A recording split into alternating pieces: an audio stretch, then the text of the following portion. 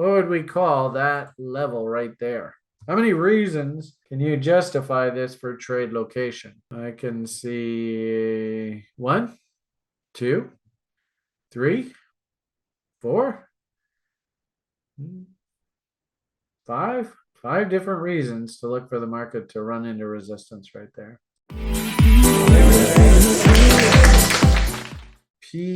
PERL. Oh, it's not bad. I always like to see W's. Yeah,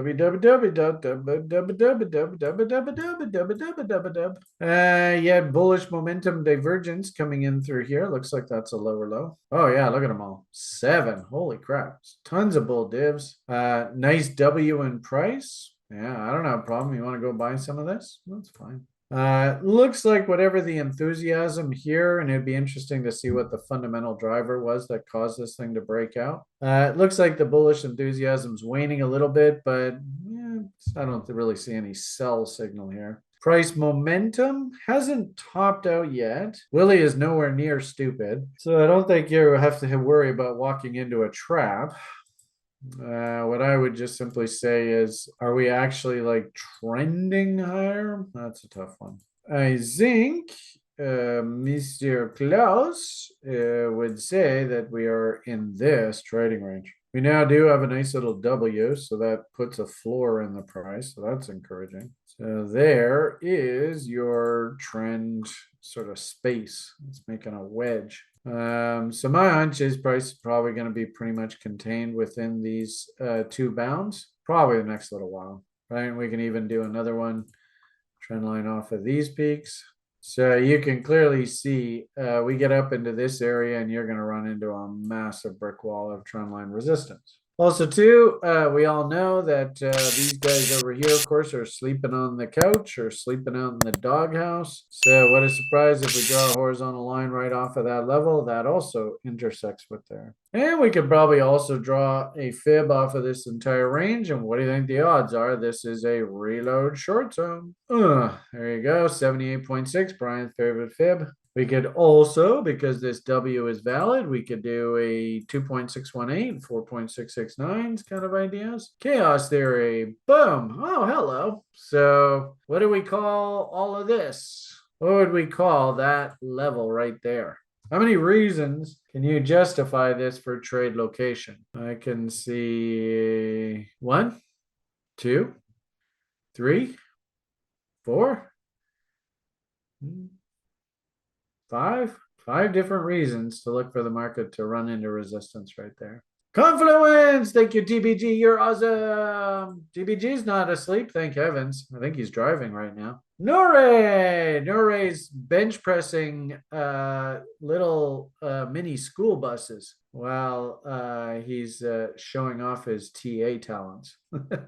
I like a punch up in here to 2 and change. So if you could sneak your way in, you know what I would say is, probably that's exactly what that point is there. But what was a reload zone off of that range? Oh, that's incredible how those all line up like that, eh?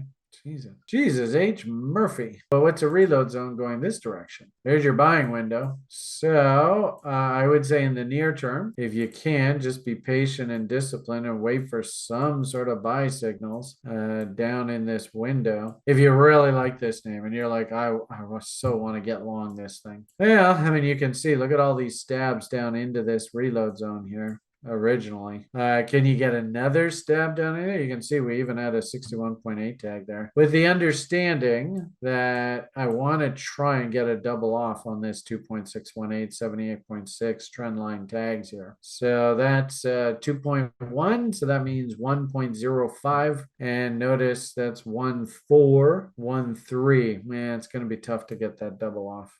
That in itself actually might be a bit of a maybe just cool your jets. Notice here too, look how there's a nice cheeky little gap right there, and that's at 1.4. So, to get the double off on a tag of these levels up here, I'm kind of thinking that you're going to have to see a dip down into 1.5, which is right there. Eh? That's 1.6, 1.4. So something like down in there. You could get that. That might be pretty cool. And then that would set up a double on tag of those highs up there. So, I mean, I suppose you could just come in, do some nanny nibbling. It is at the bottom end of the range. I don't think it's trending higher just yet. I think this is still kind of like, hey, I'm a dead cat. Look at me bounce. That's the way I would interpret this right now. And in fact, you know what should probably happen? I mean, let's see what happens. But, you know, if you want to play this and just risk against these lows, that's not a bad risk. And it's basically risking against these lows as well. But notice you can see they can dip this thing pretty damn hard. I don't know what this event was here, but you know, we talk about wicks and tails. So just understand there are a bunch of motivated bears. Get the hell out of that level. And there's probably some motivated bears there as well.